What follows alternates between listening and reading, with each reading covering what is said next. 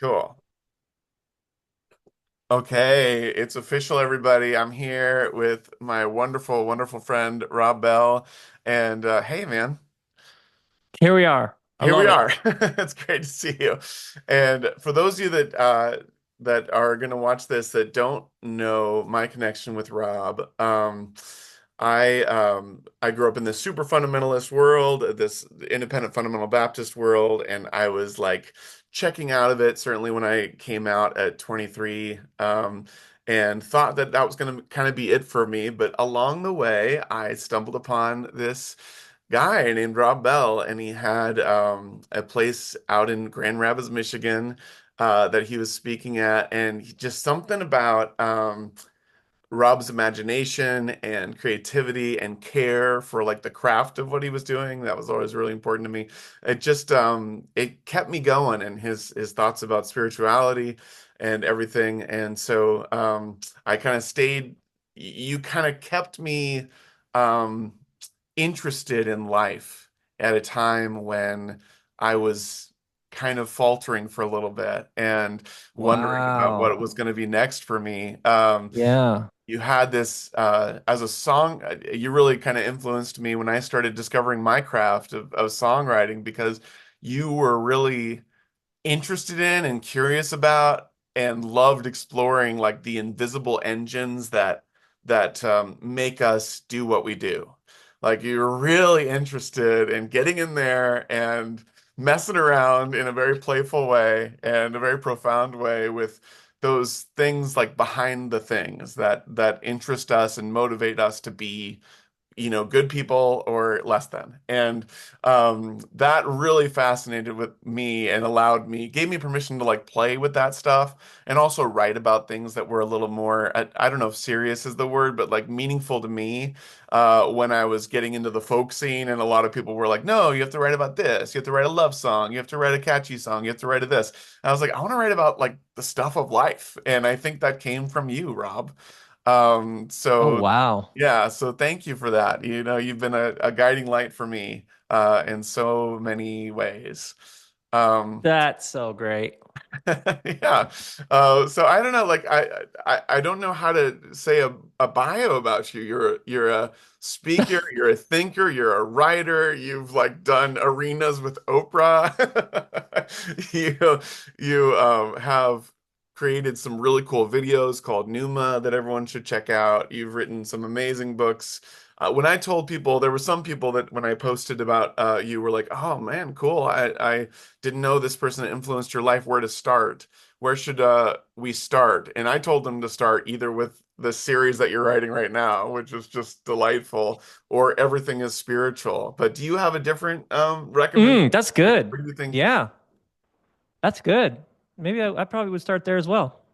Yeah, yeah. I feel like those entry points are really great. Everything is spiritual is you wrapping everything you believe about the world into your personal life and like kind of bouncing between those two things in a really wonderful and engaging way. And then this Where'd You Park Your Spaceship is you just having a blast, just like I can't even enjoying believe how much I yourself. love it.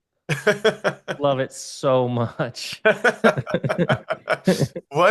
So we should get into it. So what was the spark that made you think I'm gonna write a fiction story and I'm gonna make it sci-fi? Like where did that start for you? I haven't read sci-fi. I don't know much about sci-fi. So I didn't have a sort of genre. I just was woken up in the middle of the night by this guy asking this guy, "Where'd you park your spaceship?" And I remember sort of somewhere between fast asleep and wide awake, that sort of hazy, well, how does the guy feel about this question? Where did you park your spaceship? He does not like this question. Why? Oh, he is. Oh, it unnerves him. It rattles him. What's his name? His name's Heen Grubers. What's the name of the guy who asked the question? Dill Tud. And I remember going in, like where my clothes were in the closet. There's like a pad of paper, like don't forget the eggs. That pad of paper, Yes. and just scratching out all this scene. And it happened over the course of, I don't know, a couple nights or a couple weeks of like there's it just kept coming and almost like concentric circles. Like, well, What happens after he asked that question? Well, what happened before he asked this question? Why does the question, and it just kept growing and growing. And I'd written at that point enough books to know when the notepad, like when you have enough to start typing. And it was actually quite disorienting because the story was coming so fast, and sometimes I would sob and not Mm. know why. It was like tapping into like a subconscious well of emotion, and some of it was so I'm obsessed with like I love names, so right away I was like King Gruber's Dill, like, oh, we're making up all the names, but then suddenly there's a guy in the bakery named Bobby Freelance. So okay, apparently I'm naming all these planets and spaceships and people, and we're making up all the names. Then every once in a while, there's a name that's just like right down the middle. Eats at the Chipotle in Dayton, Ohio. That name, like that guy. So it was coming, and honestly, it made everything I'd done feel like a warm up. Mm. And I mean, I'm telling you, it was like a what, and I could see what book two would have to be, and then I could see what book three. And I remember saying to Kristen one evening, okay, like I know I have like capital, my kids call it capital R, capital B, Rob Bell. Like I know like I have like these Rob Bell things I'm doing, but actually I've been writing this story every day and then doing my other stuff kind of like just in the margins because this story is like captured me and it's all I want to do. And it's healing and it's provoking and it's got so much emotion and it's almost like I'm tapping into all the stuff that I've been carrying around I didn't know I was carrying around. And I don't know if anybody's ever going to read it or anybody's going to care or if it's going to sit in my computer forever. And no publisher is going to publish this. They'd be like, this is not a Rob Bell book." And I'd be like, "Well, weirdly enough, I'm Rob Bell and it is a book." But so you see how like right away it was Ah, like it just took all of the standard things for me associated with writing and just tossed them out. Like, no, if you're going to publish this, you're going to publish this yourself. So you have to start your own imprint. And this is actually going to cost you. No one's going to pay for this up front. Like that thing that happens with art where the deck gets cleared and it's like to be true to yourself means to be true to self and just figure it out. mm, Like it was like a transmission in which it was like arrange your life around this. Okay, yeah. so there's no guarantees of money, no guarantees anybody can read it, but it's doing something to you unlike anything you've ever done. So it was a trusting it, trusting it and following it and just figuring out how to almost like get do the other work to pay the bills so we could follow this story. And then I sent the first draft of the first book was 750 pages and a couple friends read it and one said, "This is what it's like to be your friend." Oh. This is one friend said, "It's nice that you've been like a spiritual teacher for 20 years and you've had that's fine. That's good. That's great. I guess that's but this feels like you just being you without anything else in the room. Oh, I love Almost that. like you're not trying to articulate a tradition or explain anything. You're not trying to be true to something or you're yeah, so that's what happened. It was a absolutely fascinating.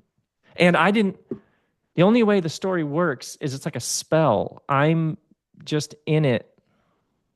I have a larger sense of where it's headed. I also, on any given day, have no idea what's going to happen today with this scene or where it's headed. So when I started doing interviews for book two, which was basically on my podcast, just saying, "I want to talk about this because I don't have a publicist." I'm, for the first time, talking about it. It wasn't like, yes, I'm promoting my latest book and then I'll go on to do the next thing. It was like a what people saw in it.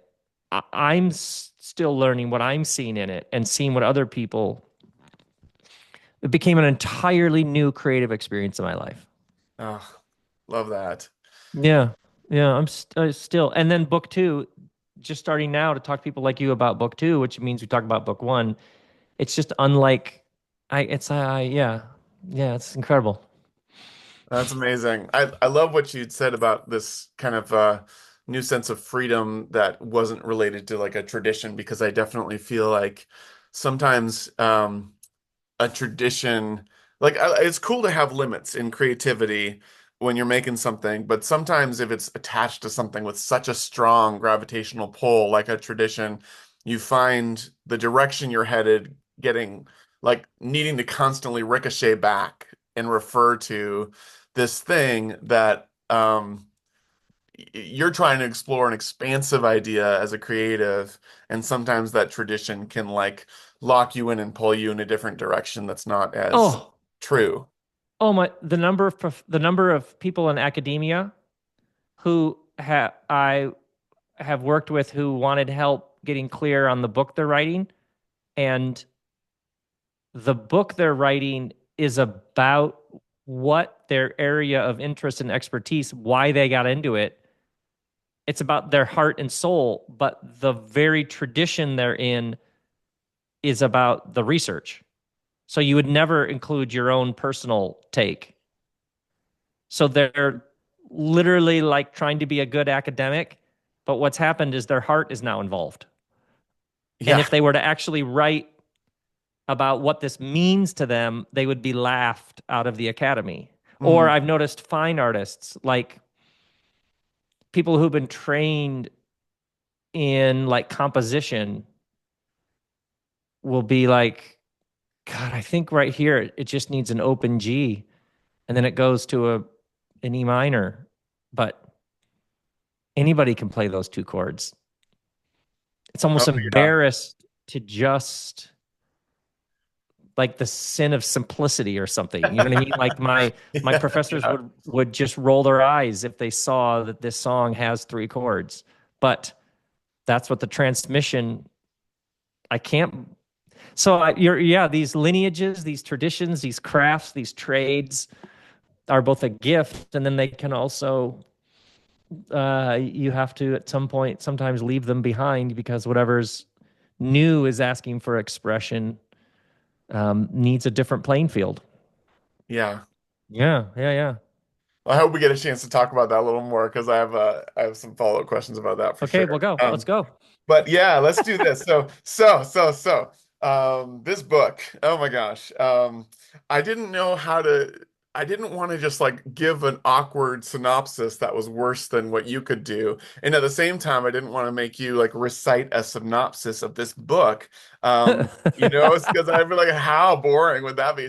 Um, what I did is what I saw you do on your Instagram every now and then is you would just like drop in and you'd be like, page 23, and you would just like read it. And so Without context, I with was like, you know no what?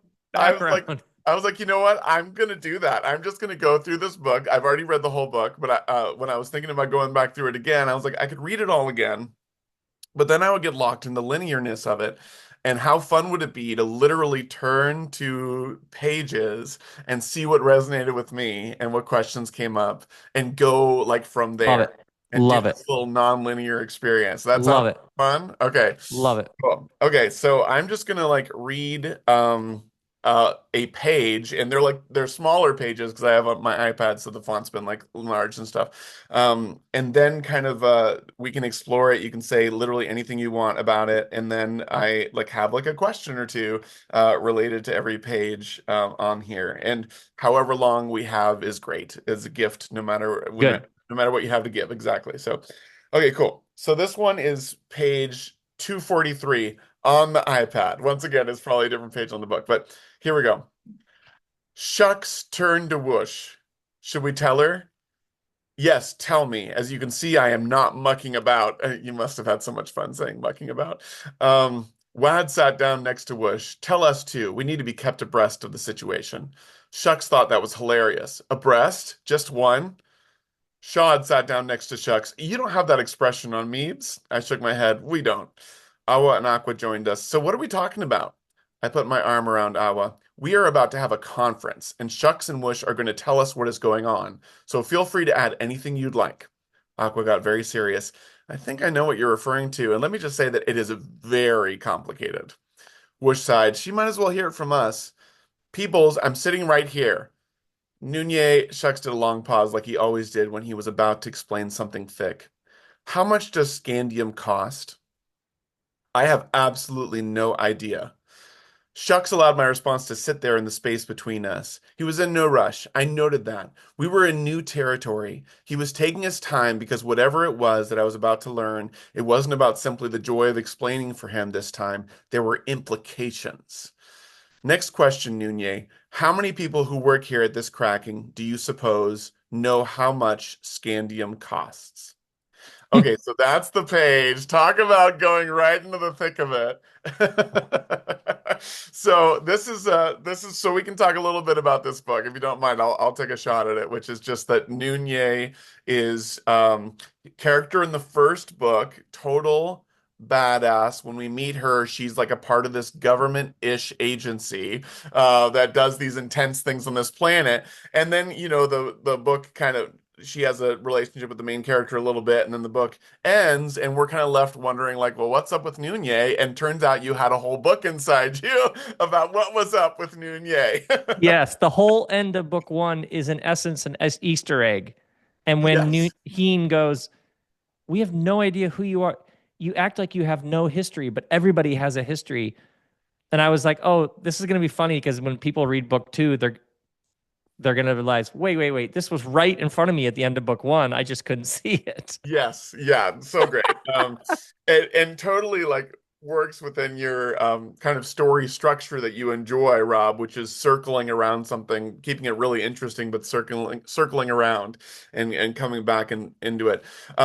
But so Nunez is in this, she's on this planet where there are cracks, there are fissures in the planet, and when she finds this opportunity for a job, the job is going into these cracks and finding what's called scandium. And scandium is a very valuable resource, turns out, for people that are not on this planet. And people are coming in Yes. and getting the scandium, and there's a whole corporation situation there. I love your synopsis. I just love it.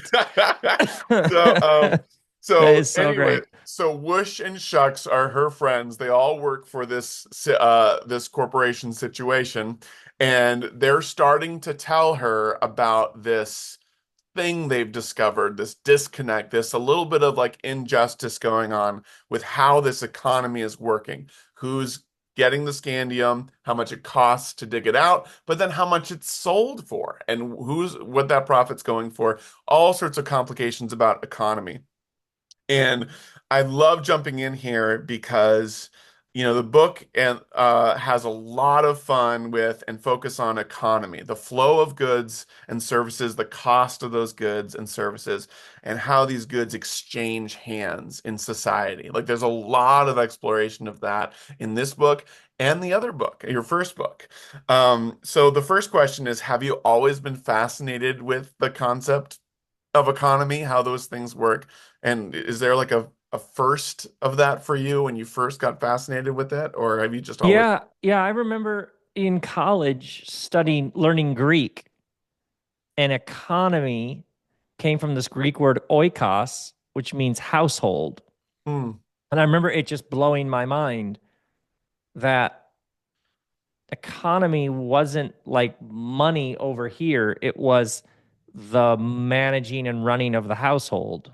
hmm, An individual household, our common household, and how do you set it up? How does it work? What works well? What doesn't? So economy is a much more holistic thing that everybody is involved in. And I really, really found it compelling when I was like, when Nunez and Gurge go to the stalls and there's this like kind of barter economy where everybody contributes and they have these like deals and swaps and trades. And I guess I have like maybe seven with you and I have four with her. And she like this relational social fabric that that's built on trust. And yeah, yeah, you owe me four, but she owes me five. And yeah, you'll get it back to me at some point. It's all held tightly but loosely because hmm, it's in this larger social fabric. And Mm. you think about, that thing when you go to get into some store and no one in that store cares. Right. Yeah. Now, like in Los Angeles, where I lived until a couple of years ago, if there's a robbery, the employees are told just anything under 1,000, just stand there and let them take it, or whatever the number is, whatever the number of the moment is. Um, no one cares. So it's always the the real joy for me of, I guess you'd call it world building, is you just describe this world and it has this effortless way of shining, holding a mirror up to your world. Mm. There's no point that's being made. It just naturally, you and I are talking about it. And I Yeah. think that, and the loss of innocence when you wake up to, like, she's waking up to, how much does Skandium? I don't know. I never thought about this. It's like the definition of however old she is, 17, 18, 19, 20, 21, whoever our age, however old she would be. Yeah. These moments when you're like, I don't know what the Federal Reserve is. Is that even a Right. part of the government? It's a separate entity that, what? Um, you know what I mean? Yeah. Like, where does our Yeah. drinking water come from? Wait, what corporation sells, like, Yeah. these these things that we all are participating in, and then these moments when suddenly someone's like, you know where that comes from, and you're like, I have no idea. Yeah. Such a such a fundamental experience to being human is, I just never gave that a thought. Yeah. Yeah. And you you think about it more the closer you are to the experience. Like she's right there in the thick Yeah. of the Yeah, yeah. distance and the injustice, and we have a world now where the distance is already created. Like you go to the grocery store and there's a feeling of like this is just the way it is now. You know what I mean? Like what are you going to do? This is just the way it is. And of course that's not true, but it's a feeling you get when there's this distance Yes. Yes. Yes. between what is wrong and what you can fix. And Yeah. there's this space between those two that sometimes feels insurmountable. And when you get 1,000 of those, throughout every month that you're having to deal with, Yeah. you Yeah. can And just get exhausted by it and not do anything about it. yeah, like yesterday I rode my bike to the farmer's market. There's a Sunday afternoon, there's a Sunday morning farmer's market down the hill from our house. And I buy, this woman makes these tortillas in her kitchen and sells them. And I always get tortillas from her and we discuss the tortillas. And then I go over to Tara at the organic vegetable. There's a bunch of them, but I always buy from the same people, the same woman. And any way in which you can engage directly, it makes your life like 1,000 times better. Mm. It just makes it just, it's just the best. Yeah, I I love love that. it. Just So a that's what little. I'm always interested in, is who made this? Where did they make it? What's It's any way in which you can get your hands on the origins and the person behind it. Yeah, You're I right. love that. You are that much more connected. Yeah, and there's ways to shorten that distance. Like we just talked about the grocery store, and then there's Yeah. the farmer's market.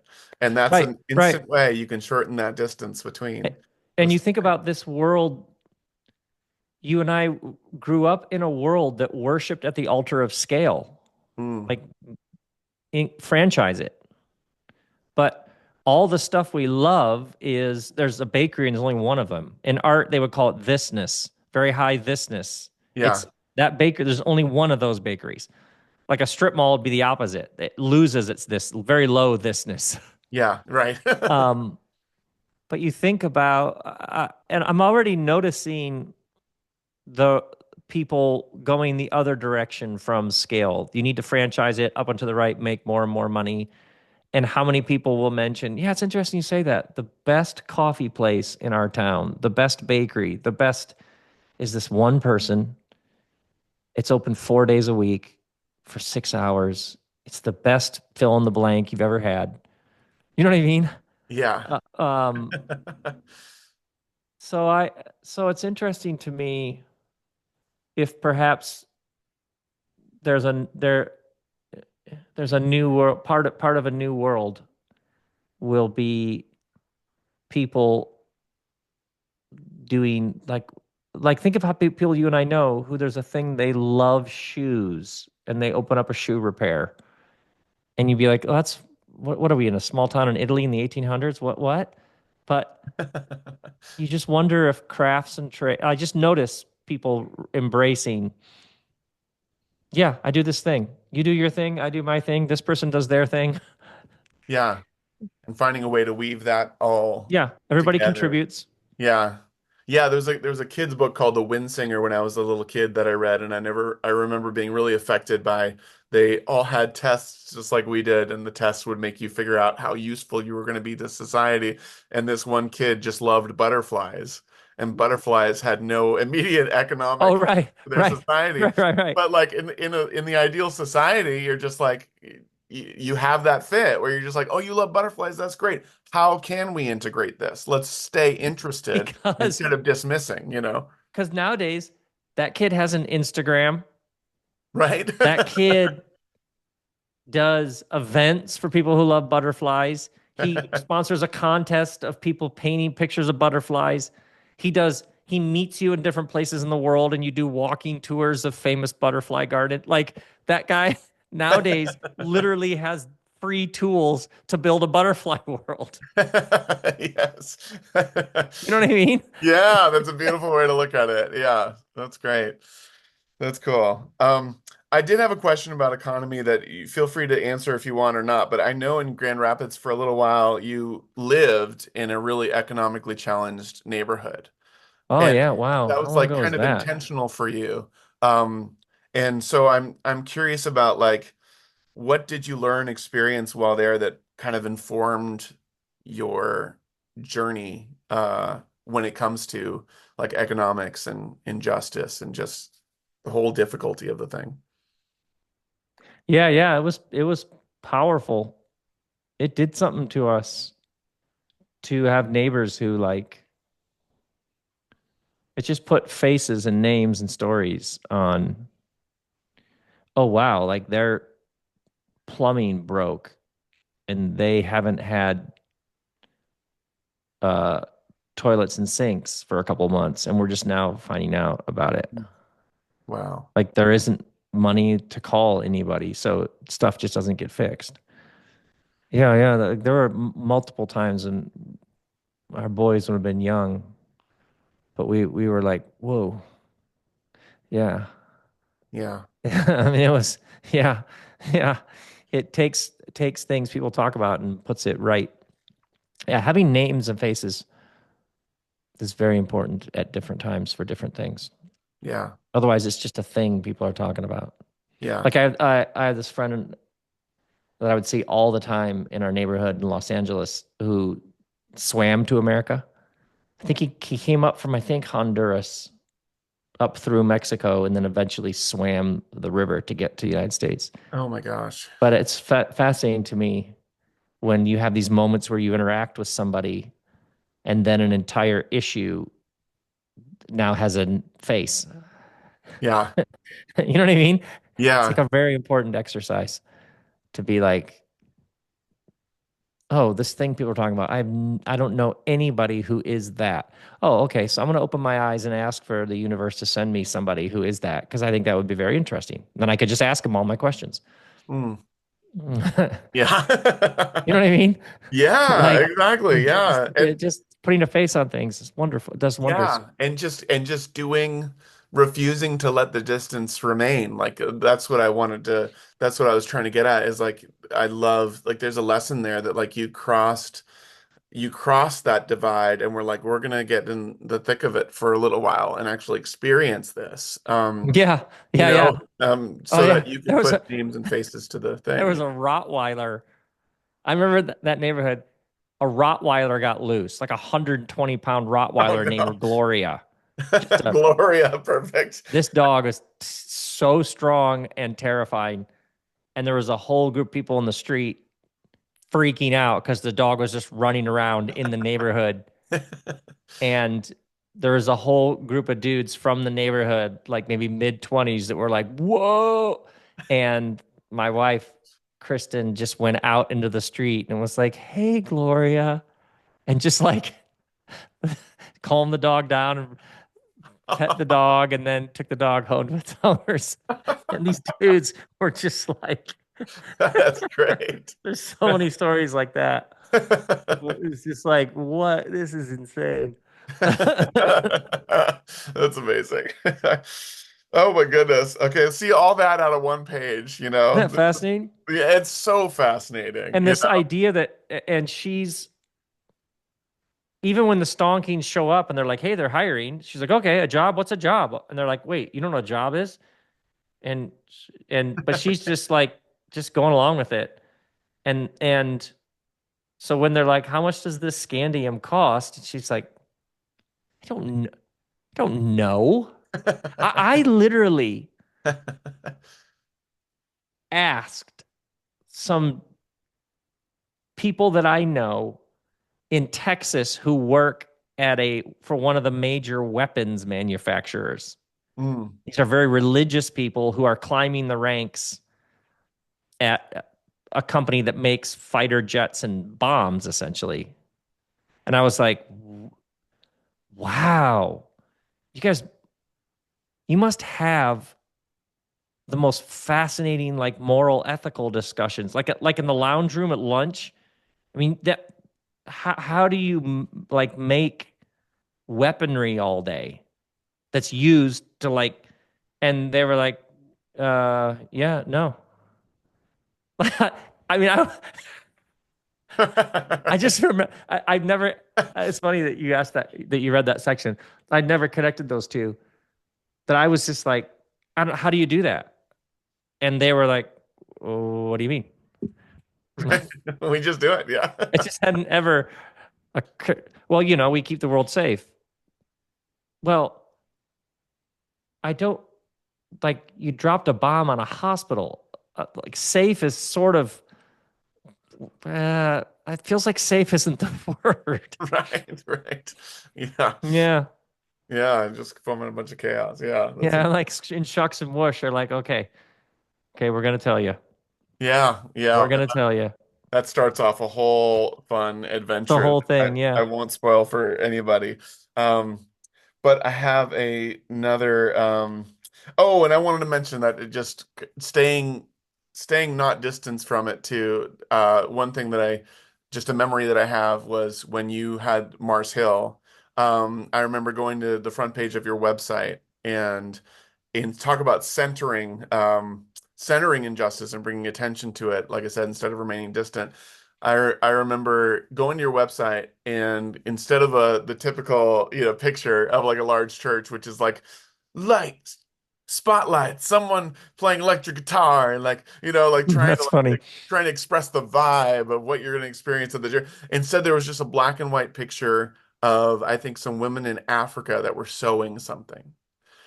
And when you digged a little deeper on the website, you guys at Mars Hill were just like, oh yeah, yeah, this is just a cause that we support really intentionally with our work Oh, that we're yeah. Yeah. doing. The And microfinance projects. Yeah. yeah, the microfinance, Microfinance bank. and it was just like this to center it, but not to center it in a way of like where the goal is to like make someone feel bad or guilty, but to center it in a way that like, hey, there's this problem and here's what we're doing to fix it. Like Yeah. Yeah. It's almost like, immediately, yeah, uh, yeah, here's some stuff that's just interesting to do in the world. yeah, Just like almost take the drama out of it. Here's yes, some stuff we find exactly. compelling. Yeah, That's I it. love that. It is great. It is great. That was my little memory that I want to share with you. Okay. Okay, we're having fun. We're cooking with gas. Here's another page. Okay. Um, oh, this one is fun. Okay. Um, let's see. Okay. This is so fun jumping right in the middle of this. But anyway, long flowing blonde hair, and they were brushing their hair, all of them at the same time. It was like a circle of Dianes with less legs. What a sentence. I hated them immediately. I truly, thoroughly, intensely hated them. That was new for me. I liked everybody. I belonged to everybody, but not them. I could taste acid on the back of my tongue. They stopped brushing at the same time and stared at me like I had three heads. They had dolls. I just knew it. I looked in the closest sure. Yes, there they were. Dolls in that sure. Dolls on shelves. Dolls sitting at little tables having tea parties. They had an entire sure just for their dolls. I really did hate them. One of them looked older than the others. She pointed her brush at my body. What are those? I looked down. My alls? She turned to others and then back to me. Did you say alls?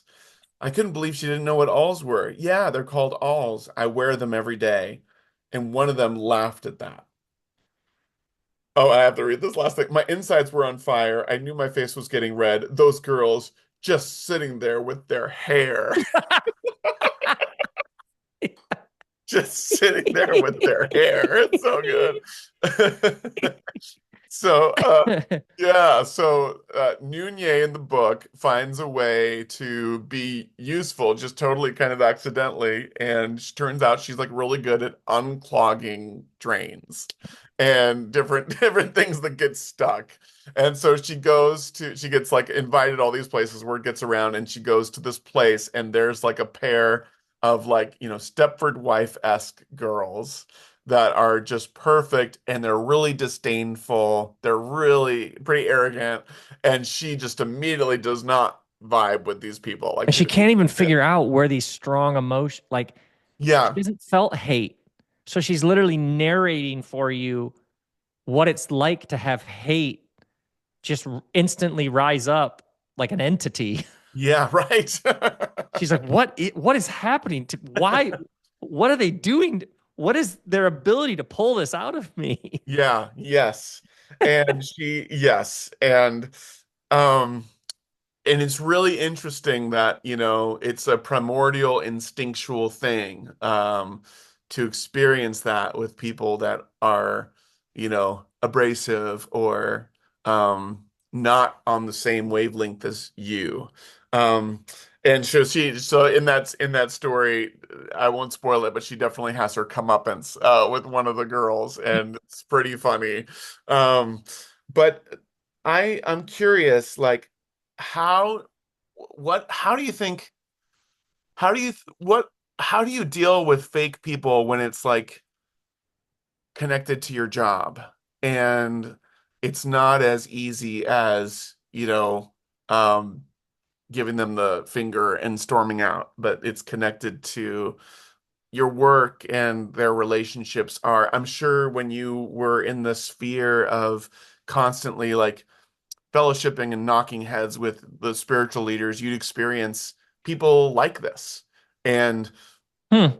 how did you handle that? How did you handle when like hate or annoyance or anger would like well up in your heart for genuine reasons because they'd kind of compromise themselves. Well, one of the things because writing a a story like this, it has a certain element of like a spell, like I'm caught up in the story. Mm, I know where it's headed, but I also am in the scenes, watch almost like I'm just telling you what I'm seeing, what's happening. And one of the things I found really, really compelling as it started to unfold was Nunez doesn't have any conditioning or programming. Like mm, she doesn't know about the patriarchy. Um, she doesn't know. She doesn't have shoulds. mm, So when she ends up in this valley and sees these sisters sitting in a circle brushing their hair, and they're like, "What are you wearing?" It's her first encounter with like when that one girl says normal, and she's Nunez like, I don't know what that word means, but I understand the energy of it. mm. Like she Yeah. under she and so part of what she's trying to process is her hatred is they have some sense of how you're supposed to, almost like they're like her introduction to junior high in the sense of she doesn't isn't aware that there's some way you're supposed to be. So what I Yeah. found was super interesting is her going, they had I didn't meet some standard apparently, or I didn't measure up, or I didn't wear what you're supposed to wear. It was a brand new idea to her. Yeah. Um, and that to me was really, really interesting to watch her navigating the world when she comes from such an isolated, lonely valley. Nobody was ever. She has no sense of what a woman can and can't do, like the pull-ups contest. Like she Right. doesn't Yeah. like the idea of like we don't do this, we do this. No, and Gurge, no one ever gave her, which I think was a because we talk endlessly about the conditioning and programming of whatever. She doesn't have anything. So that to me was like a really, really, really compelling. So in my life, I have just noticed over time when somebody responding to the moment or to me, I have just grown more and more as a narrator in the moment. So Mm, somebody says something, everybody is a projector and they're just projecting their thing onto everybody else who's a screen. So mm, you're not telling me about me, you're telling me about you. So you think you're telling me what you think of me, you're just informing me about what's on your projector. I'm just a screen. yeah. So in my experience, the way to free yourself from the bitterness, the disillusion is just to narrate. Well, that's interesting that you would say that. I don't think about fill in the blank like that. I actually, that's never occurred to me. Somebody asked me the other day about all the content. How do you not have the feeling like all the content that you create isn't just going on a giant pile on the internet? And I was like, well, you lost me at like the third world word. I Things arise in me and ask for expression. So I try to be true to them. So I don't have an image of a giant pile of songs and speeches and podcasts that's just a sludge of a pile and we're all Right. just throwing crap on it. Like, Right. I'm not trying to do that. So Yeah. at different stages in my life, I mean, I have to go back decades here, but like I would just notice, oh, I'm not trying to do that.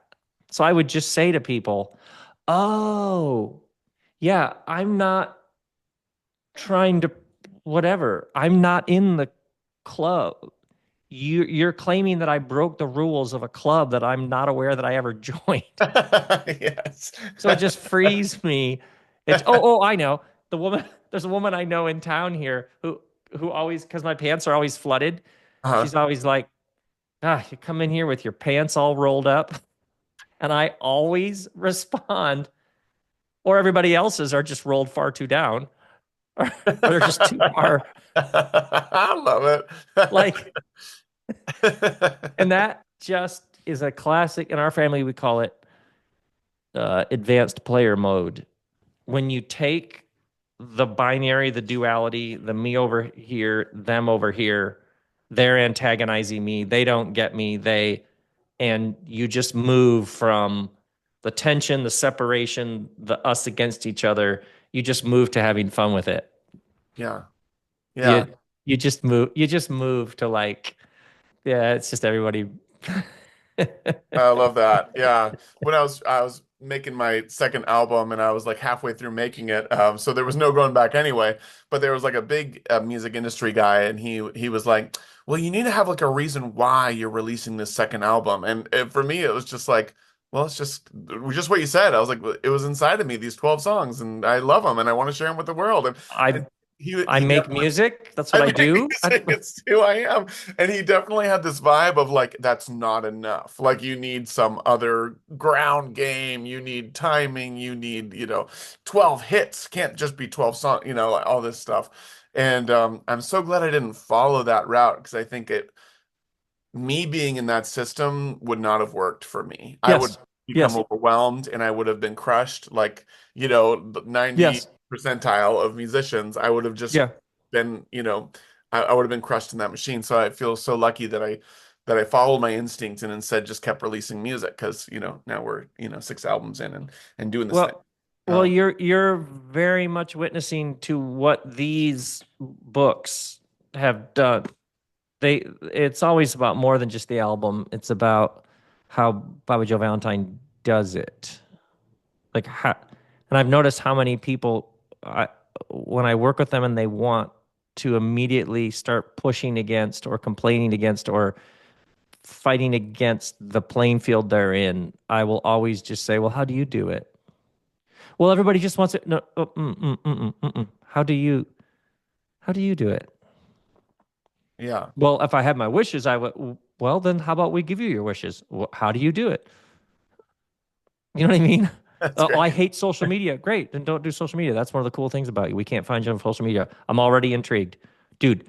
It's great music. You can't find them on social media. You got there's this somebody who knows somebody who knows somebody. Great, I'm already interested. So just how do you do it? How Yeah, do you love it. do it? Yes. Whatever the thing is you can't stomach, great. Take that as guidance. But like I Yeah, love that love that. you're 6 albums in. So you figured out how you do it and you're 6 albums in. I know it's crazy to me too. Yeah. I love it. That is so moving to me. Oh man, yeah. That's great. Oh, wonderful. Um, okay. Are you ready? Are you ready for the next one? Hmm. Okay. Excellent. We're going all the way back to page 43 here. Dun, dun, dun. All right. They both nodded quietly to themselves. I let them have their moment. Then Shucks said, "We're sorry." I didn't see that coming. For what? Whoosh put his hands in his pockets. "We never asked you your name. Last time when we first met you, and it's been killing us." He stretched out that word killing, which made it sound very dramatic. Shucks did a loud exhale. Whew. "We've been discussing it every day, and then it rained so much, and the stalls were canceled, and we didn't get to see you, so we tried guessing what your name is, but that didn't get us anywhere." Stopped him. That's great. I stopped him. "You tried guessing my name?" "Yep." I got a lump in my throat hearing that. "What did you guess?" I had to ask. Whoosh shook his head dismissively. "Oh, it wasn't pleasant." "I don't understand." "Well, nothing fit. You're too much you." I didn't know what he meant. Shucks tried to explain. "We realized that we never met someone like you. There's only one you. So every name we considered reminded us of someone we know, and you reminded us of no one we know." All these laps later, I recall so clearly how his words evoked a new sensation in my face, one I hadn't experienced before. Warm, and it stung, but in a good way. They noticed. Oh, so great. Okay, so she meets these people, Whoosh and Shucks, and they're trying to guess her name. And of course, they couldn't possibly guess her name in a million years, because how could they? Um, how would they guess Nunez? But this one is just really simple. Just you love names. Whoosh and Shucks never been The names for best. humans. The best. Shucks and whoosh. The best. And Nunez and Gurge. I mean, these are just, Um, so they tried guessing her name, and the question, you actually kind of already answered this, but how do you come up with the characters' names? Do you write a little profile of them and then try to write a name to match it, or do they just come to you? Do you No, ever it's do the that? name. Do you The write a name's like a profile? door. The name is like the Okay. door into the room. And I'll get a feeling or a sense of who they, but and nothing, the name, that's how I find my way in. And then when I find the name, I can't even tell you how deep the joy is. If I'm out somewhere, especially if I'm with my daughter and the person has a name tag like in the store and it's like a name I haven't seen or it's got a different fancy spelling, I'll Huh. see my daughter will start smiling because she knows I'm gonna want to talk to them about their name because I or like I'm ready finishing a new play. Well, there's another play in the works, and just yesterday, this one character I know I know her well, but I couldn't. And all of a sudden, and based on what she's happening to her in the play, I was like, oh, of course, Margaret. But she just wants you to call her Mags. But like, I was like, what's the most conventional 67-year-old rich white lady who's trapped by her wealth. Oh, Margaret, of course. And her husband's recently passed away, but she really just wants to be Mags. But now she might actually be finding her way. Like, so Margaret to Mags, like, it's got like 19 layers already to me. Yeah. Yeah, wow, Yeah. yeah. So the names, yeah, yeah, they're weirdly, they're like portals. Like, well, I find the name and then a whole world comes with the name. Yeah, it just all then I just then oh yeah, that's what that is. Sure. That's great. Mhm. Yeah. Or when she's at that all night bogging, essentially like a rave, and Yes, finds yep. out that that one woman who with the painted nails, she's never seen painted nails. And I was like, what her name? Her name is Carol. So like make up all the names, but then occasionally there's just a Carol. That's the best to me. It's When the all of a sudden best. there's like a super straightforward American name from like two generations ago, but it's this young girl. That to me is just the best. Because It's then so you're, fun. yeah, yeah. Keep us on our toes, Rob. Keep us on our toes. Hmm. Oh, it's great. Yeah, I was gonna say, I just did a songwriters retreat in Texas, and they had an exercise called a translytic. He made up the name. Super cool songwriter teacher. But what he did with the translytic is he gave us like a foreign language poem. And so he had this foreign language. We had no idea what it was, and it was like, it was like 9 lines, short poem. And then from there, we were supposed to take what occurred to us from those words, just literally how they hit us, Mm. write this really loose nonsense thing based on how the words hit us. And that was the first draft. And then we take those nonsense words, but they weren't, were they? They were like subconscious primordial something in those words spoke to something in us, right? And so you Ooh. have this nonsense thing, but that's draft one. And then draft two is you take these nonsense words and then you see what calls to you out of these kind of nonsense collection, make a draft two. And by the time you get to draft six or seven, you have a whole song based off of these totally random foreign words because those words were a doorway. Yeah, So right, those right, yeah, words yeah. they evoked something. Just even saying them out loud evoked something inside you. So I love that names do That's that for you. fascinating. Isn't that cool? Yeah, that's really, really interesting. Wow. It's a cool Wow. practice. I'm gonna do it. Yeah, it's kind of like in my system now, so I'm gonna do it more. Um, but so you talk about a name being a doorway, and I'm just curious, you have 3 kids, is that right? Hmm. And so how did you choose your kids' names? Our first son is my dad is Robert Holmes Bell Sr. and I'm Robert Holmes Bell Jr. So we're like, what if he was Robert Holmes Bell the third? And we were walking one night and we were like, wait, Spanish for three is Trace. How about Trace? Oh, I love it. Just skip over Rob or whatever, just Trace. And we were like, Trace, done. And then the my second son, Preston Douglas Bell, is my dad's dad who died when my dad was 8, and then my dad's brother who died when my dad was in high school. So Yeah. it was like a dragging the horrible family trauma like right into the moment Mm, and like almost like honoring it. mm. And I remember in the hospital room saying to my dad, "This is Preston Douglas," and my dad like it was like a whoa, because that name is just whoa. Yeah. And Preston, my grandfather, who I never met, was on the USS Enterprise when it was bombed in the Pacific in World War II and was one of the soldiers who like Navy men who jumped off the ship in the ocean and Oh survived my it. goodness. But they believed that it was probably carrying nuclear weapons and he got sick and had cancer and died when he got home. But my son Preston is a musician, and when he goes on stage, one of his guitars has a picture of Preston taped to the front of the guitar. Fascinating. Yeah, it's so cool. Yeah. Words have so much meaning. That's Yeah. really My daughter, Violet Eileen, is Kristen's grandma and my grandma. oh. So it's all lineage stuff, but the names And the kids love their names. They were just the other day talking about, man, we have the best names. You guys did great. That's cool. That's cool Yeah. to hear from your kids. Yeah. That's great. Well, I love your love with names, and I can't wait to see what more names we get from you. This one I'm excited about because I don't know if you'll tell me about it, and that makes it even more delightful to me. But here's this next page, 167.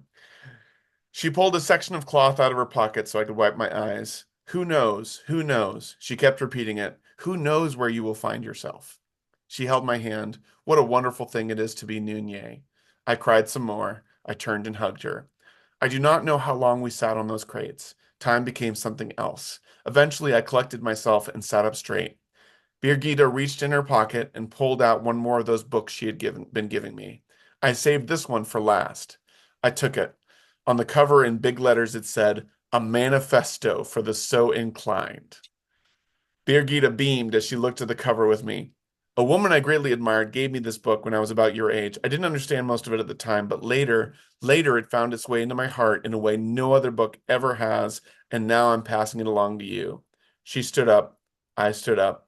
We hugged. Okay, so this one is Mm. someone that is super duper meaningful, becomes super duper meaningful to Noonye, is saying her final goodbye to Noonye and gives her this book, A Manifesto for the So Inclined. And this book is alluded to a couple other times in the story. And so Hmm. I guess my first question is, are we ever gonna find Of out what? course. Oh, of course. Oh, Okay. of course. We have That's great plans. because that means there's a promise of more books in the future. So I'm glad Oh, to. we have plans. Yeah. And I love because manifestos are generally like feisty, declarative, like shake your fist, a manifesto. So I loved the idea of a manifesto that was like a manifesto, if you're feeling it. For the so inclined. Yeah, that Right. is like So just trying to take a manifesto and just like kind of just like, if you're around to it, if you're free this weekend, we'll see. But then it's actually, yeah, there's a whole thing that's going to happen with that as an ancillary book that will yeah, relate to some things that are going to happen. So yeah, I'm excited. Yeah. cool. Yes, Yeah, yeah. correct. I You like correctly sensed it. yes, I like that. And I also like just, how once again you talked about we talked about the microfinance thing that you had in Mars Hill and how, you can do something meaningful but remove the drama from it. Like make it like this is interesting. Hey, this is interesting and have it still be a profound thing without dramatics. Yes. And a Yes. manifesto for the so inclined is a perfect example of that. Yeah, Like, right. hey, this is a Hmm. manifesto. There's some cool stuff in here. But like, whatever. Yeah. Yeah, yeah, yeah. We'll calmly go about getting some stuff done here. Yeah, we're good. Yeah. I love that. Yeah. So, one of my very first dates I was on, in my life, after the date, a man gave me a copy of The Alchemist. Oh, wow. Yeah. And this is very like it was very similar where I started reading it and I was just like, I don't get it because I was at the very beginning of my kind of like Hmm. self-discovery journey and I wasn't ready for it yet. And then like several years later, I pick it up and I actually start reading it and it was like just what I needed at the time. This argument for following your heart, like a really Oh, sweeping wow. spiritual, philosophical push to follow your actual self. And so anyway, so it's funny how sometimes you're given a book and it shows up waiting to be read at just the right time. Um, the question I had for you for this one was actually what's the best book someone ever gave you as a gift? Uh, the Tao Te Ching. Oh, the second book of the Tao. Second book of the Tao. It's Second probably book. my third favorite book in the world. Wow. Okay. I love it so much. And it's a translation of a whole series of ancient Chinese writings. And a friend of mine did it. He translates. He's the author. He's essentially the translator author. And I can't believe how much I love it. So the second version of the Tao is not the Tao Te Ching, the different It's a follow up to the Tao Te Ching. follow-up. Wow, okay. Hmm. I'm just reading through the Tao actually for the Tao first Te Ching is my time. second favorite book ever. So Tao Te Wow. Ching and the second book of Tao are like the second and third books. Okay, what's your Have first? you read Seen is Forgetting the Name of the Thing One Sees? Uh-uh. That's my favorite book ever. I can't even believe. I can't even believe. Seen is Forgetting the Name of the Thing One Oh, Sees. it's a cool talk about a Some killer people, title. Yeah. and some people would argue it's the best book ever about art. I mean, it's astonishing. It's 40 years of interviews with this great artist named Robert Irwin, who passed away recently, by Lawrence Weschler.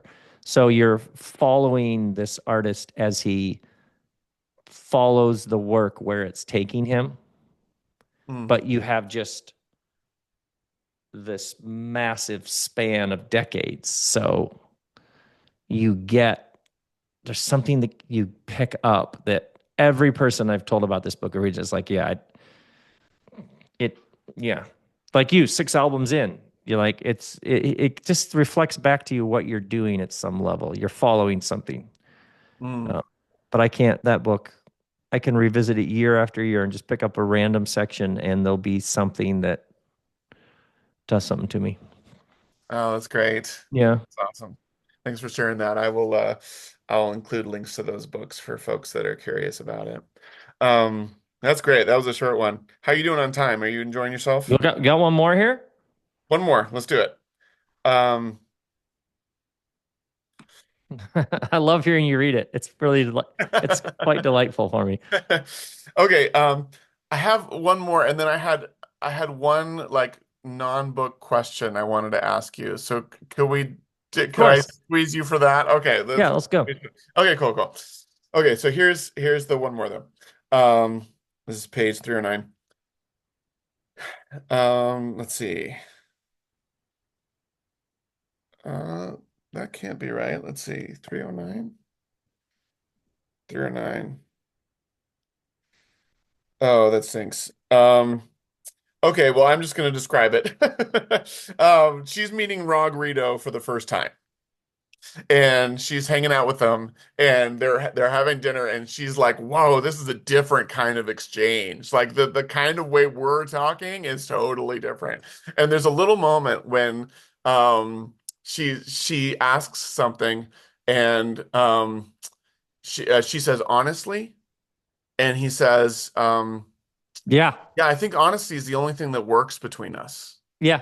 And Yeah, she's yeah. like, "Oh yeah, I guess you're right. This is the only thing that works between us." And it was such a cool moment. That was a great exchange. It was like, you have so many, Rob, you have so many in this book that are like bass notes of resonance. Like it's just so Mm, deeply true that you're hitting on, and you hit on it. It's it's deep and light at the same time. You do it so casually, but that's what makes it so engaging. good. And Good, good, so good. this one is the honesty one. It it captures the instant you realize that you can tell someone the whole truth and be understood, or at least not be misunderstood instantly. Like I can be Mm-hmm. honest with Mm-hmm. this person, they're gonna like play with it in a safe way. Um, so I love that. Is there anything you want to say on that before I ask you a question? Well, falling in love and then the corollary of finding a friend Mm, remain more mysterious than ever. Why do certain people, we would say it just clicked, or there was just this resonance, or we just got each other, which is both helpful and just keeps the mystery alive of why. I mean, obviously falling in love, but why do we have these particular interactions? Or that thing when you have two friends and you're like, oh my goodness, we're all gonna go out because these two friends, I can't imagine them not just getting on like a house fire. And then they get together, you all get together, and it's like, yeah, that's cool.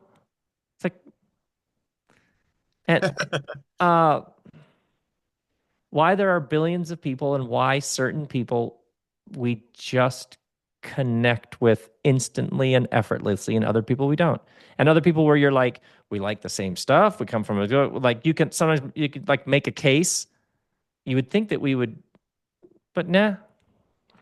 just, they're fine. Yeah. So, like, why she and he from these vastly different worlds seem to see each other, and then they see that they see each other.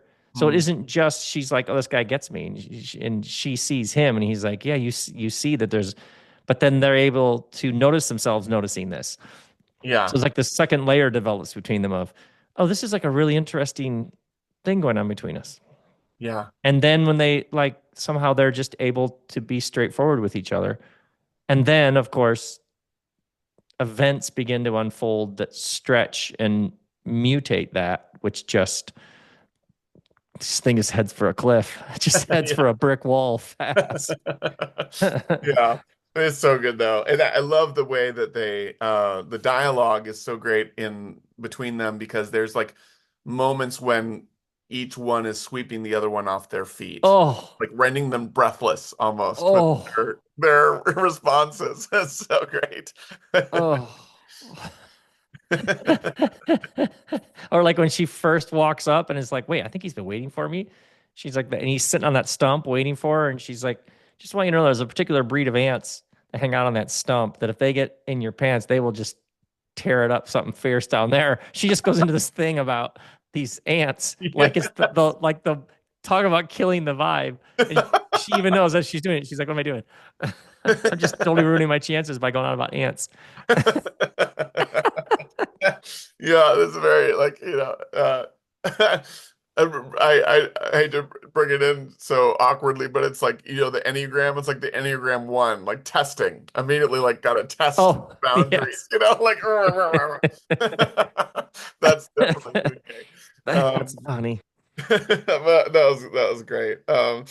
Yeah, so my question here is like it feels like you've Rob, one of the reasons that you inspire me is it feels like you've grown your life and guided your life in the direction of honesty. Or maybe a better way to say it is that you've followed that feeling of the truth and into a place where you're around people now and able to create work that is truest to you. And I like all of us, I'm sure it's been a journey of ups and downs and making the right choice and making, that wasn't a right choice. And what looks like a clear arrow, further back is a winding river. Um, but do you have any advice on that, on like seeking honesty for people that are constantly being asked to compromise their truth for work or for the relationship with their friends and family? Like, what are ways we can keep honest? To free yourself from the notion that you're trying to get it right. Because right can appear like a very noble goal, but it can also have an underbelly of scarcity, which is there's only one right move to make, one job, one place to live, one house apartment, one person. And so it can present itself like that's the goal, but it can also ever so subtly sometimes develop a certain sort of scarcity. Like there's lots of ways to play it. Hmm. Lots of places you can live, lots of places, things you could do, lots of people you can spend time with. So you have to loosen some of that up. And I would invite any person with that question, I would begin asking them questions about what they mean by their truth. Because oftentimes these exist as ambiguous hairballs above people's heads. Like, I just want to live my truth. I just want to live my story. I just want to be true to myself. Great. Uh, uh, I would just ask very granular questions. Great. So, what do you want to change? So, your life's great. Do you want to do something different? I just feel like what? We don't do dreams. We take steps. So oftentimes a person gets trapped in this, something about this isn't working, and there's some me that's out there somewhere that is the ideal, authentic, honest me. And then there's this job, these relationships. And I would like the work that I do here when people come to Ojai is okay, hold on. It's like pulling that anxious hairball that exists above their head down into flesh and blood. So pick something. Your job. I hate my job. Great. What do you want to do next? Well, I don't want to do this. Great. So, how would you begin finding some other form of employment? And what's fascinating is if you just have a little space, a little deep breathing, I have yet to see a person who doesn't get some clarity. Oh, I could, well, could you do this for the next 6 months? I've actually always been interested.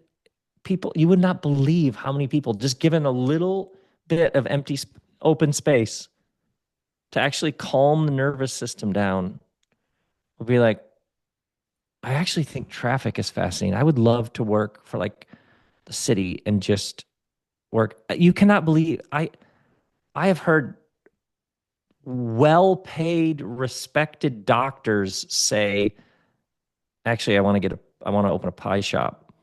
Like you would not believe That's great. the and then it's never random. There's always some connection from way back. Often it's a retrieval of something that they abandoned because the family said, you can't make enough money doing that. That's not a respectable. That doesn't, we made too many sacrifices for you to be a plumber. But they're like, I actually just like fixing stuff. I actually just love plumbing stuff. Well, it turns out that's a six-figure job in a lot of places. So you're going to be fine. But, Right. and then the ego about what is success and what will my friends think and what's a standard of living. And then I would always just ask people, once been going to the granular, they'll start to get like oh, I would actually love to go to culinary school. That would be I can't imagine something better. And I'll often go, okay, well, would you drive an older car and live in less square feet in order to go do that? Yeah. Oh, and then there's always a moment of, well, isn't it interesting that being you is something that you're actually capable of doing? Mm, What a wonderful twist in the universe mm, that you could be you. Isn't that great? Otherwise, that would be a very odd universe to live in. But yeah. oftentimes you have to go all the way down to a deep belief that people can often develop that it's not possible for them to be them, Yeah. which is existential. And then, of course, you're numbing your pain. Of course, you think about ending your life. Of course, you blow up relation. Yeah, because you have a thought structure that's lethal. It's not okay to be you. Mm, So that's why you have to get. We'd be like, we need to be on. Great, let's get to that because that's where the honesty is, and then the imagination will follow. yeah. Yeah, that's what I've seen. I'm writing that down right now, by the way, because this "can you be you?" I'm realizing now is I'm always looking for the crispest, That's a the really least great way amount to of say it. words Yep. to get to it, Yes. Yeah. because it is actually a very existential question. Yes. Like Yeah. for you, like imagine for you, well, you need to be signed to a major label to put out records and tour. No, apparently not. Well, you need to have investment that inevitably will be suits who tell you what songs go on the record and what don't. 6 albums on, apparently not. Yeah. Right. Like, think of how many ways you trusted that there was some way to be Bobby Joe Valentine and then just followed it. And there are things along the way where you like, it didn't go that way. Yeah, and I'm fine. You're Mm, fine. yeah. Yeah, so all the things where you're like, well, so and so has, yeah, okay, that means they also have five people reporting to them, which is five people on the payroll, which means if they decide to take a half year and go to France just to write songs and learn about Baroque instrumentals from the 1700s, they can't do that because they have a whole crew. Like you think about musicians who are like, well, this is what I need to do. I do. You sure? Because if you build that whole structure, then you're weirdly not free. Yeah. So Yeah. The you amount of have people to oh, go ahead. Sorry. go. No, you go ahead. I was just gonna say the amount of people that I've opened for at some big, theater, and they're, selling out a theater, and so I talked to them about it, and they're just so, and I'm like, man, this is so wonderful. I'd love to like do this sometime and be able to fill this big a theater or whatever. And they're so quick to tell me like, more money, more problems. Like, please Yes. understand that I Yes. had to compromise a little bit to get here, is kind of essentially what they're telling me. Yes. So all the Yeah. stuff like for you then and for your listeners, all the stuff where you're like, this is the goal, this would be making it, this would be success. When you actually encounter it, once again, detailed, granular, in flesh and blood, you're like, oh, wait, yes, they have that, but somebody somewhere has to fund that. You have to sell X number of tickets for that. I actually think my setup's pretty great. Right. Yeah, it's fantastic. Yeah. That's great. So honesty and finding those people that you can be honest with is key. And speaking of which, that's a wonderful segue just really quickly to plug your your 2 days, which I've experienced twice, and people can go and hang out with you for 2 days and ask you questions and answer, and you ask really interesting questions and explore. And the one thing I'll say about that is one, it's wonderful to experience that. Your wonderful presence, Rob, and it's so good, deeply good for people to do that.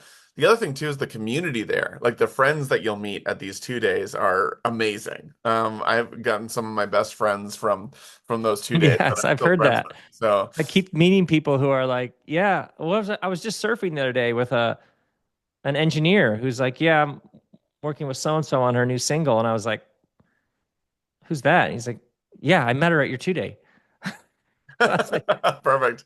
just the number of people who end up doing stuff. It's pretty Yeah, cool.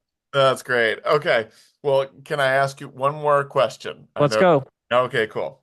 Um, this is a question that I get a lot because I get to tour. I end up playing a lot of churches. So I play a lot of these wonderful gay-friendly churches around the country. And there's these big mainline churches, as you know all too well, big giant buildings, and there's like 40 to 50 people coming on a Sunday morning. And they want to do community well. They want to grow spiritual community, but the structure of church, the baggage of church, the brand of church, especially for progressive people, has kind of like suffered, and just become less relevant and less interesting to a lot of people.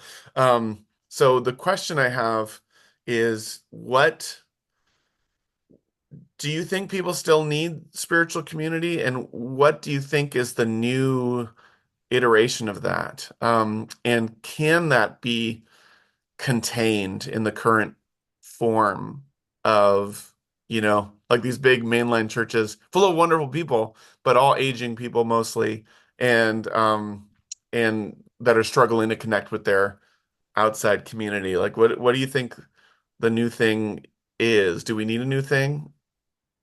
And can it fit into those buildings? Well, human beings, like you think about a cell, like biologically, a cell has these two drives. One is agency, the other they call communion. So one is the cell wants to be itself, and also it wants to unite with other cells. That's how you get a body, that's how you get sentient life. So our desire to be together, our need to be together, that's like that's like a sort of oxygen for the soul. Yeah, So the idea that some one institution or one building or one group of people would in any way corner the market or co-opt human beings being together, we, that's like an ocean of ways that happens. Do you know what I mean? So yeah, anytime someone's like, we're just trying to foster community, well, who isn't? What is, like, and also I just would, my observation is not that community is something that is formed. I think it's something you become aware of. Like people get trapped in an elevator and they're in there for like 3 hours and they come out and they go, "Oh my God." At first it was terrifying, but then we ended up just talking and we were all so different. And yet it was amazing, right? This is the yeah, thing with anybody who goes on a trip, like we were so different, but we all, yeah, because you discovered that we all are a species sharing a planet. yeah, So whatever division you can cook up within people takes place within a oneness of we're humans. Yeah, So you yeah. can cook up all of the things you're clinging and grasping to about how we're different. Those are literally just those are just like things your mind is grabbing hold of with its sticky little fingers. And you let go of those and we're humans. Like Yeah. that's kind of a rather large category to share with somebody. So, I mean, I haven't been in church in I don't know, decades. So I'm not the guy to ask about that. But I guess it's been less than a decade, maybe once. But it would just appear to me that the idea of like our people going to gather is like, yeah. So who are the people in your, I would ask very specific time and place questions. Like, uh, we love to eat good food. We love to laugh. We love good music. We love rituals. We love to get like, think of how many people have ungrieved grief. Think of how many people would love some basics on how to take all the stuff from your past that feels like a mistake or like a wrong turn and turn it around and see it as the most interesting episode of a show ever. Like, think of all the things we could think of, all the parents who could use some help on not putting all their anxieties on their kid and trusting their kid's going to be fine. Think of all, like, uh, you know what I mean? So I like there what we could you and I right now could come up with 50 things that people would be like, yeah, I'd come to that. Yeah. You know what I mean? Yeah, yeah, yeah, yeah. So uh people will always be gathering and somebody who has the like, well, why don't we how about we gather around this? So what you're describing is a whole bunch of beautiful buildings that are underused. So what like think of how many artists and musicians could use an affordable space to get out of their apartment and go work in, like shared creative spaces. Think of how many after school things for kids around art, drawing. You know what I mean? Like I'm just Yeah. riffing like this, like seems like if you have a building in a community, if it's empty, what do you do? Like, how did you manage? You know what I mean? How is that building empty? That would like take more effort than filling it. That's how I would see it. So I would just be like, how have you managed not to even just ask the community? What just Yeah. ask people, what could you use? Oh, we can do that. Yeah. I like it. Yeah. That's great. A lot of potential and I think a lot of exhaustion on behalf of some of these churches and the people that are serving, the pastors that are serving the churches.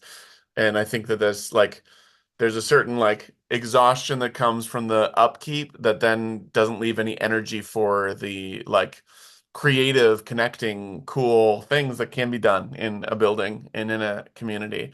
Um, that's what I see happening. It's like I'll email someone and offer them a concert, and there's a lot of time that they'll use the word bandwidth. It's like we don't have any more bandwidth. But like 90% of these churches aren't like they're not doing anything creative and connecting. So it's like you don't have any bandwidth for anything creative or connecting. So it's not like when, man, we're just so busy doing all these really interesting things at our church. It's just like, no, it's like I'm just tired as a person. And so don't want to do these interesting things. Um, so yeah, that's good food for thought. Give people something to dwell on. All of my all of my friends trying to figure this out in the Some main things it's situation. important also to notice in nature, some things it's important that they properly die. Propping things up that exhaust people and require all sorts of effort and hassle that no one's quite sure why anybody's even doing this. Let that shit die. Like let certain things like let it's much easier to give birth. Hmm. So I off in any situation where somebody's cooked like that, I would just ask a whole other set of questions. Yeah. Like, what is all this? What is this loyalty to a thing that nobody cares about or wants to be a part? Like, yeah, let things that need to die die. They're shouting, please let me die, so Hmm. that they can, a new imagination can take hold. Yeah. Death and rebirth is kind of the story, by the way, peoples. Yeah. You Yeah. guys are kind of be the people, you know what I mean? Yeah. Yeah. There's a church called sorry, a building called Steeplejack, and it was part of a church, and then the church sold it to a brewing company, and they turned it into Steeplejack Brewing, and they have Now this it's full fabulous, and now it's full, and now people are with people talking gathering all the together to time. talk and be together. Exactly. Like it's what's happening there is beautiful, and you Yeah, can best idea wins. yeah. Yeah. Come on. Come Yeah. on. Come on in. Yeah, so we're at right at the end of this is my Oh, husband Sam. Hey, Rob. I met you. Did I meet him? Yeah, on the Introduction Uh, to Joy tour briefly, Oh, yeah, maybe? yeah, yeah. Yes. Oh, yeah, we Good to did. see Yeah. you. Very Thank you. briefly, yeah. Thanks for That would be remembering. 2019, only 5 years ago. Yeah, Little exactly. ways, yeah. Well, I walked in on the just let shit die, and I have a big amen up in there for that. So just let shit die, people. Perfect. Yes. Let's not give energies to things that are barely hanging on. Let them die. Exactly. Great So to see you again. thank you. Great, great, great. Bobby All Joe, right. wonderful. Thank you so much, Rob. Rob has several books out, but the two books that we chatted about are all both called Where'd You Park Your Spaceship? I hope you guys check them out. And man, thank you for taking the time to hang. This has been wonderful. So great. So great. I'll see you again soon, somewhere down the road. I hope so, man. Maybe out of 2 days or something. Okay. All right. Much love. Bye bye.